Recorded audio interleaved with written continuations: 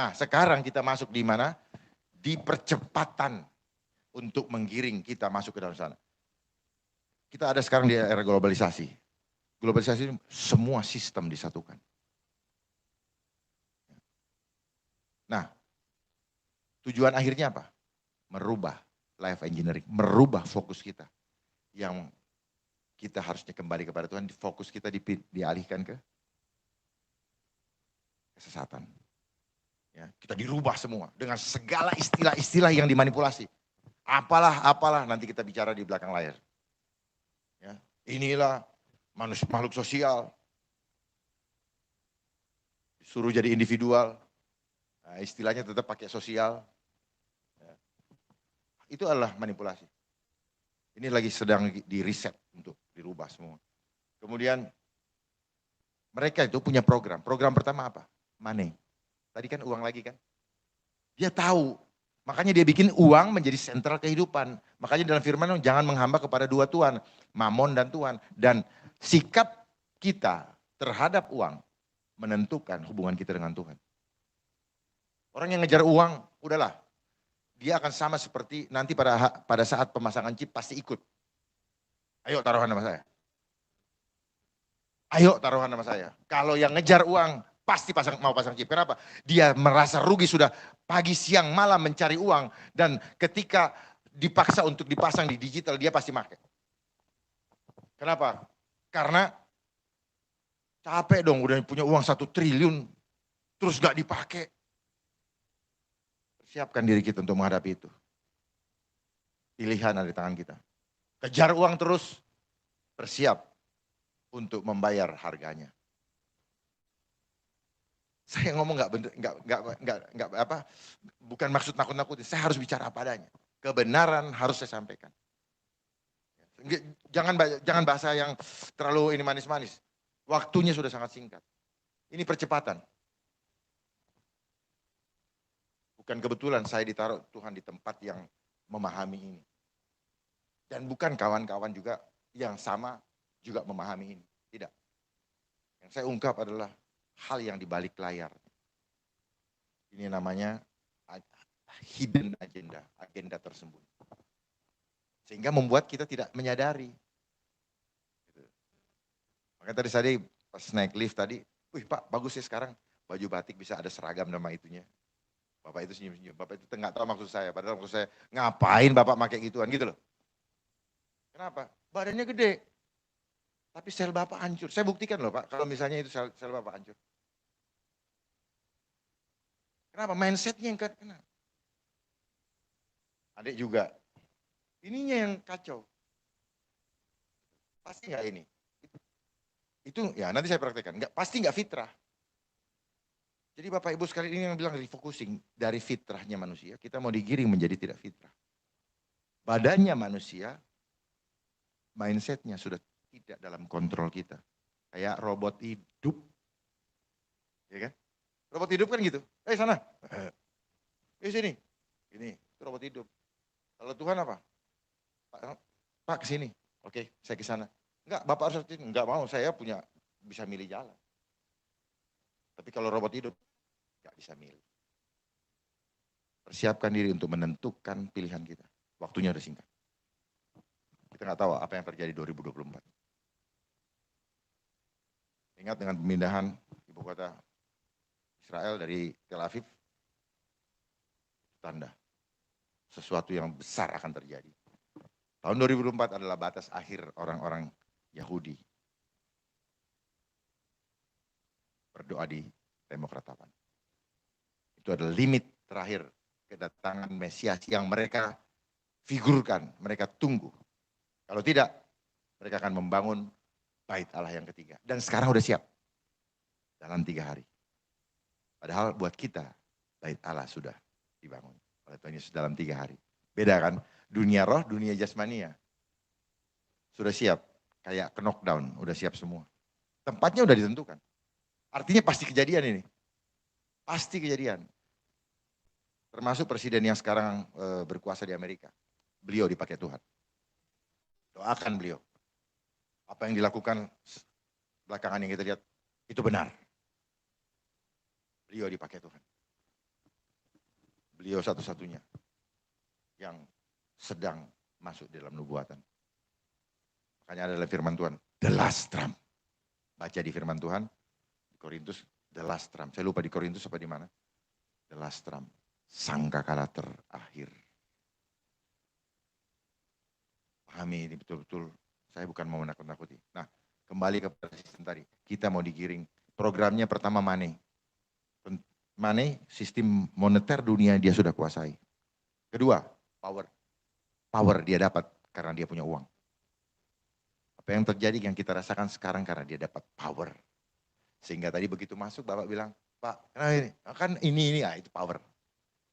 Power itulah yang membuat Bapak Ibu sekalian seperti sekarang ini. Ayo, makanya saya mau tanya, makainya karena apa? Karena takut atau karena peraturan? Kalau peraturan laksanakan. Firman Tuhan tunduk kepada itu kan. Nah, tapi jangan sempit memahaminya. Karena ada juga di dalam Efesus 6 ayat 12. Nah itu. Jadi harus ini juga.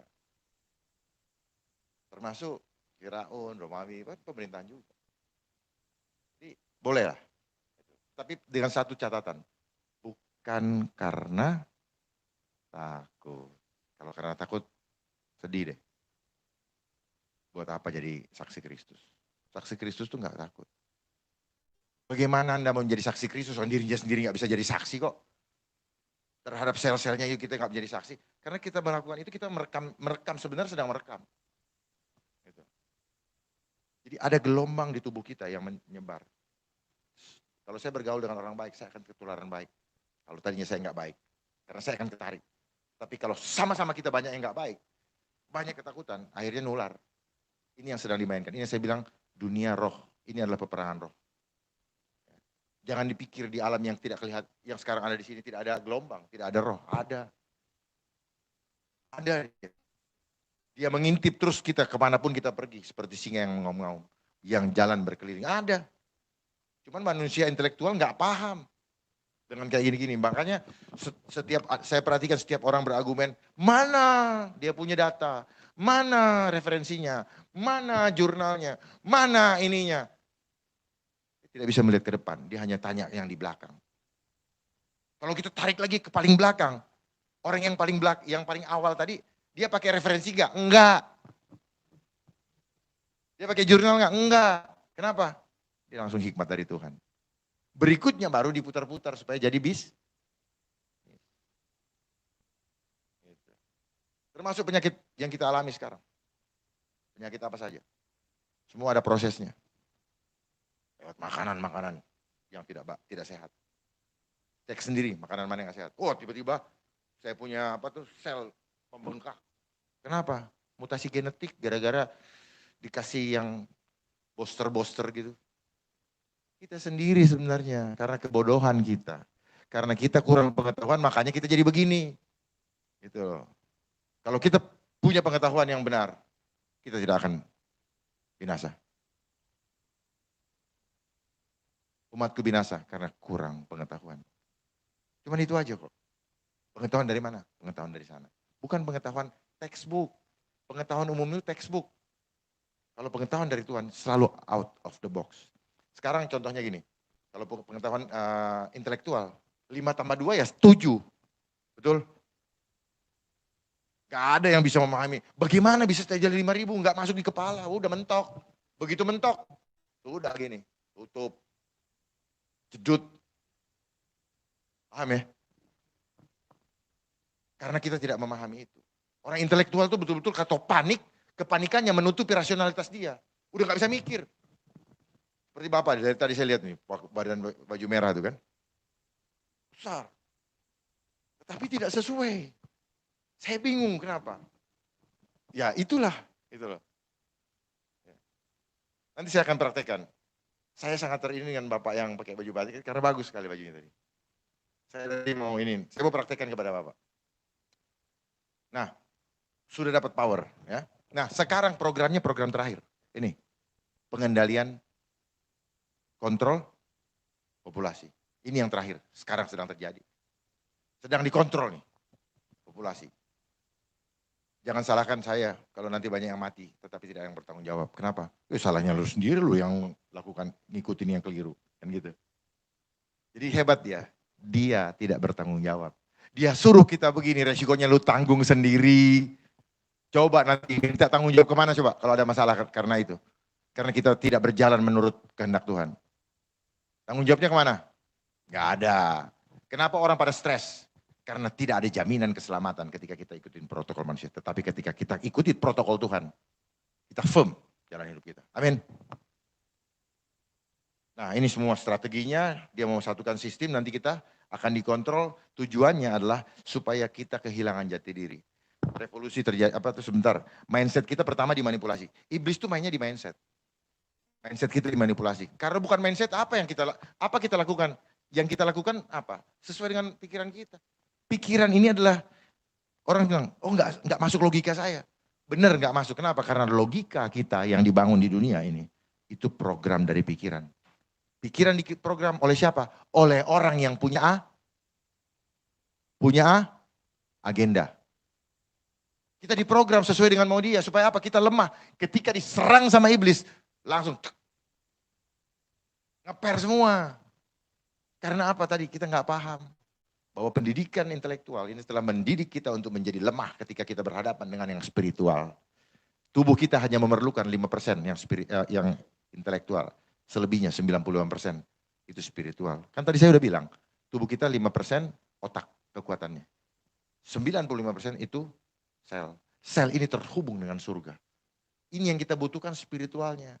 Makanya hati yang gembira di dalam fisik kita itu ada hormon. Hati yang gembira itu spiritualnya, tetapi di dalam tubuh kita ada hormon yang terproduksi. Jadi ada jembatannya nyambung. Ini yang tidak diajarkan selama kita di dunia ini. Supaya kita blank. Ya udah Pak Pendeta. Kita yang dunia, nggak bisa. Kita ada satu kesatuan yang tidak terputus. Kalau terputus, shalomnya tidak ada. Damai sejahteranya tidak ada. Shalom itu damai sejahtera yang tidak terputus. Nah ini strateginya, terus terjadi revolusi peradaban, seperti yang sekarang mulai kita rasakan. Ya.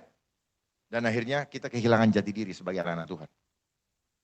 Ayo, coba kita cek sesuai nggak dengan yang saya ngomong. Mulai kehilangan jati diri. Laskar Kristen maju, masuklah. Hilang kan? Kalau orang Manado bilang hilang begal. Gitu. Gitu Pak. Jangan kita cuma gaya di depan panggung. Begitu masuk ke lapangan jadi pengecut semua. Tetapi enggak salah Bapak Ibu. Memang dunia teknologi ini mengajar kita untuk jadi pengecut. Hanya berani duduk. Dan badan Bapak Ibu jadi sakau. Sakaunya kenapa? Enggak tahan kalau enggak forward. Itu memang reaksi daripada hormon kortisol membuat gelisah, dan kalau tidak forward, tidak eksis. Kalau tidak forward, nagih badan ini. Gak sadar kan? Ini efek-efeknya. Bayangkan nanti anak cucu kita, bagaimana? Waduh, sudah bisa dibayangkan kayak apa. Sekarang aja banyak, ada yang matanya ada black head, kayak apa tuh? Black dot matanya gara-gara itu. Terus jam 7 malam udah capek. Boring, terus kemudian mulai gelisah, sampai teman saya mau berhentikan anaknya untuk tidak ikut sekolah. Kenapa? Dia melihat perubahan yang luar biasa, anaknya nggak mau diem, sebentar dikasih tahu ngamuk. Pokoknya udah out of control. Dan nanti ketika nanti muncul yang lebih tinggi lagi, dia punya gelombang, kita semua bisa disetting nih, ini gelombang-gelombang ini bisa membuat mindset kita berubah dalam waktu singkat. Akhirnya kita saling bunuh tanpa kita sadari. Jangan hidup dalam manusia jasmani. Kembali kepada Tuhan. Benar. Jadi kalau film-film pernah dilihat betul itu. Karena apa? Yang punya perfilman pusat dunia itu mereka. Tujuannya apa? Untuk mencuci otak kita. Mencuci bukan membersihkan, tetapi mencemari otak kita. Kata brainwash juga itu kan sebenarnya manipulasi itu sebenarnya. Bukan brain kita yang di-wash. Brand kita yang dicemari, gitu loh. Wah, ini sebentar LV, sebentar ini. Sekarang LV udah gak ada gunanya, ya kan? Wah, ini gini. Sekarang gak ada gunanya. Dan banyak di antara kita, setelah saya pikir-pikir, ternyata ilmu kita tidak bisa menyelesaikan hal-hal kekhawatiran. Ilmu yang tinggi yang kita dapat tidak bisa menyelesaikan persoalan ketakutan di dalam hidup kita. Berarti sia-sia. Sia-sia semua hidup kita. Hanya gara-gara mengejar duniawi. Fitrah, tujuan terakhir apa? Meninggalkan Tuhan. Mudah-mudahan di rumah ibadah ini tetap bisa segini. Tapi kelihatannya tempat ini akan menjadi kosong. Karena tujuan akhirnya meninggalkan Tuhan. Silaturahmi dengan manusia sudah mulai dibatasi. Supaya kita tidak bisa saling menguatkan. Karena fitrah kita adalah yang Tuhan mau, Bapak Ibu sendiri sudah tahu. Catat omongan saya. Sekarang 50%, besok 1/4. 25%. Lama-lama hilang. Hilangnya apa? Hilangnya secara sistematis juga. Kenapa? Yang datang situ mulai, ntar gue ke situ nggak dapat bagian. Enakan streaming. Enakan segala macam. Terus udah mulai sel tubuh kita mulai dibikin biasa, nyaman dengan keadaan yang salah. Dan setelah banyak bersama-sama akhirnya, tujuannya itu. Jadi kita mau digiring sama-sama. Di Wahyu 19 ayat 20. Digiring bersama-sama masuk ke sana. Ini sebentar lagi. Jadi apa yang terjadi sekarang sedang digiring menuju ke pemasangan chip. Udah saya sampaikan aja. Di Wahyu 16 ayat 7, Wahyu 13 ayat 16 dan 17. Pemasangan chip. Kenapa tadi saya bilang ada angka. Kenapa? Di ayat 18-nya bilangan. Ada kata bilangan. Jadi bilangan ini adalah ciptaan manusia. Yang gara-gara apa? Gara-gara kehilangan kemuliaan Tuhan. Lalu manusia membuat kemuliaan itu nilainya kualitatif. Membuat simbol-simbol untuk memuliakan dirinya. Jadi kalau yang punya uang banyak, itulah kemuliaan yang disimbolkan oleh manusia. Paham gak? Makanya pada sombong. Gitu. Gara-gara angka. Makanya dikasih angka di bank, senang. Begitu dikasih angka ini, angka yang nggak tahu juga benar nggak, kita nggak bisa nanya, ketakutan juga. Kenapa? Mereka semua yang sudah punya media ini, dan media ini memang disiapkan oleh mereka. Untuk apa? Untuk menggiring opini. Jadi apa yang sekarang kita rasakan ini adalah imajinasi, visualisasi. Imajinasi yang divisualisasi. Bapak kalau mau mencipta mobil, imajinasi. Terus kemudian digambar, untuk membuat jadi. Wah, kita bermain-main dengan ini aja. Dan ini menghasilkan apa? Menghasilkan reaksi kimia dalam tubuh. Kalau ininya pikirannya kita tenang, pikiran kita kepada Allah, tubuh kita sehat. Amin. Tapi kalau pikiran kita kacau balau, tubuh kita lemah. Kenapa lemahnya? Karena sel-sel kita, imun sistemnya shutdown ketika kita stres. Langsung shutdown. Dan lama-lama on. Dan kita tidak sadar bahwa kita on. Itu yang mau saya sampaikan pada siang hari ini. Semoga menjadi berkat buat Bapak Ibu sekalian.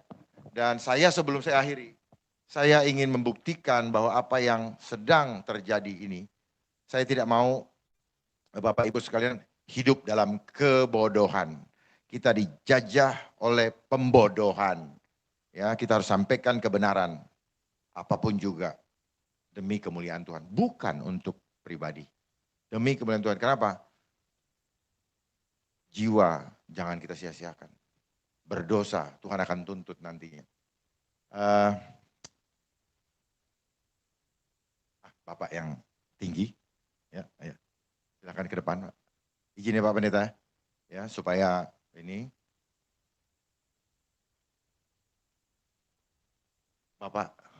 Bapak yang pakai batik belakang tadi yang ketemu saya. Ya. Di sini, di sini, apa? Di sini apa di atas ya biar kelihatan? Di atas ya biar kelihatan. Ya. Sini aja. Iya. Hah? Ya biar kelihatan dari sana. Soalnya Bapak yang pertama kali nyambut saya keren banget ini. Tapi saya jadi nggak bisa mengenali. Kenapa? Bapak nggak melemparkan senyum kepada saya. Nggak melemparkan senyum. Padahal apa? Senyum ini amanah. Senyum ini berkat. Ketika kita senyum, yang menerima senyum dapat energi. Betul. Sayang kalau pikirannya tahu, laksananya tidak. Ya. Baik, saya mau praktekkan.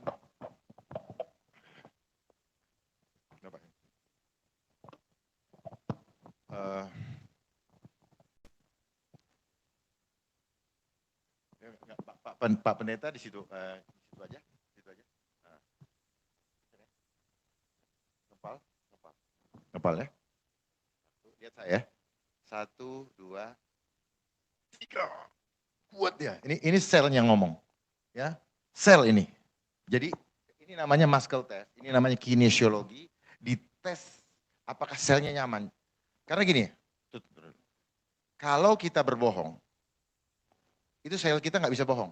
Makanya badan kita gemeter. Ada yang pernah berbohong nggak? Saya rasa di sini nggak pernah ada yang berbohong. Ya, sel badan kita gemeter kan? Itu selnya ngamuk. Karena apa? Karena sel tubuh kita ini dia sukanya yang positif. Karena kita diciptakan serupa dengan gambar Allah. Jadi dia harus yang Tuhan suka. Begitu tidak, kita sedang menumpuk penyakit. Bohong itu merusak sel-sel loh. Nah, kenapa kita berbohong? Karena kita berpikir secara intelektual. Apa yang bisa kita lihat dengan mata. Ada datanya enggak? Apa yang kita dengar, apa yang kita lihat dengan mata. Nah, itulah orang-orang intelektual. Intelektual itu orang-orang yang pakai otak. Ya. Sel ini enggak pakai otak. Kalau selnya cerdas, tindakan kita tepat. Kalau selnya enggak cerdas, langkah kita jadi keliru. Gitu. Orang pakai otak susah menembus ruang dan waktu. Begitu di sini ada tembok, udah bingung itu mentok. Makanya susah, banyak orang kecewa terhadap sesamanya. Kenapa? Saya pikir dia orang baik, ternyata dia ada udang di balik batu. Karena kita tidak mempunyai hikmat. Kalau orang punya hikmat, dia akan bijak dan dia akan bisa melihat udang di balik batunya. Gitu. Misalnya ini, Pak Pendeta dari mana? Saya dari mall. Padahal dari gereja. Kalau saya balik gak enak kan. Padahal dari gereja. Kenapa? Kan Pak Dharma gak tahu saya dari mana. Kan dia gak lihat. Tapi sel Bapak gak bisa bohong. Dan itu terhubung dengan Tuhan. Dan itu yang direkam oleh Tuhan rupanya. Alam bawah sadar itu merekam. Dia kayak kaset merekam. Dan dia langsung connect di kayak data.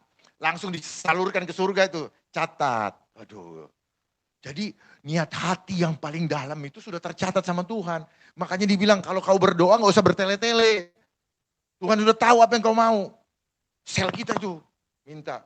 Lapar, sel kita akan ngomong. Roh yang telepon. Dia lapar ini, dia mau ini. Sel. Nah ini gak pernah diajarin kita di dunia selama ini. Akhirnya ya beginilah jadinya. Begitu digertak sedikit langsung. Oh iya. Karena gak paham. Umatku binasa karena kurang pengetahuan.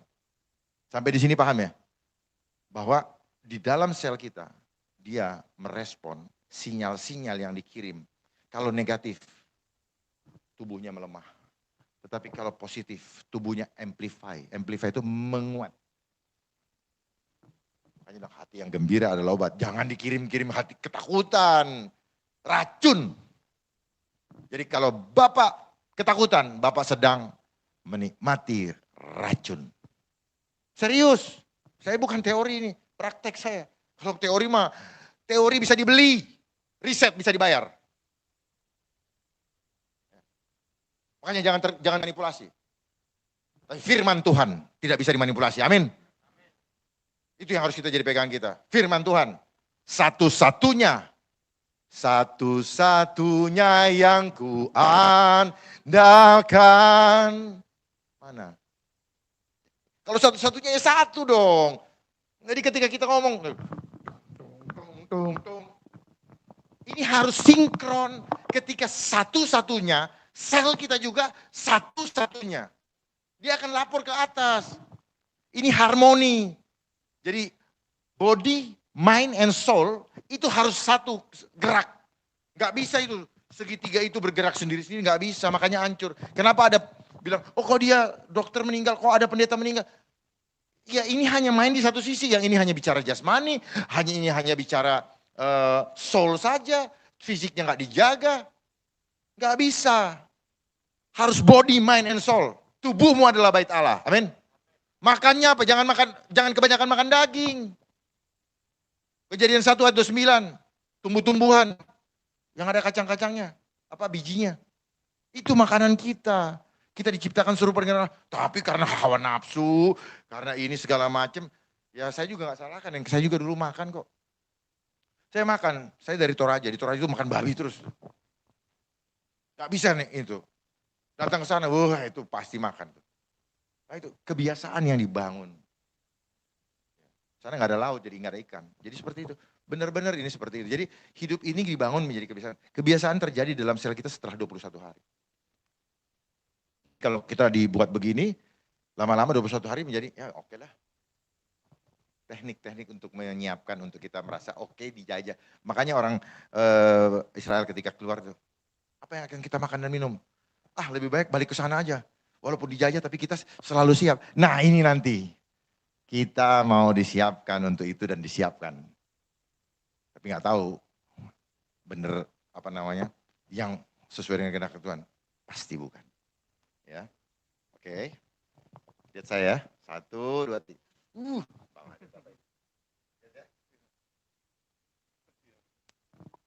Ya, sel Bapak nggak terima.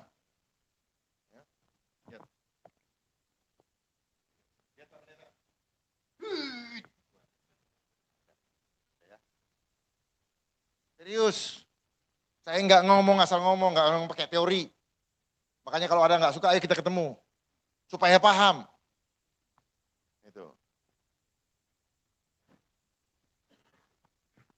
Lihat Pak, lihat. Senyum. 1, 2. Tunggu dulu, tunggu. Bapak lihat saya dulu.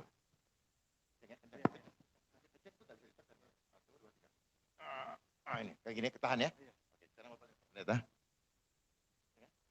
1, 2, 3. Lihat ya. Kalian. Yang kuat.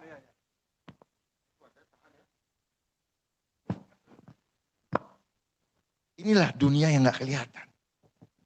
Jadi jangan dikuasai oleh jasmania yang banyak manipulasi. Makanya dulu ada iklan Fuji Color.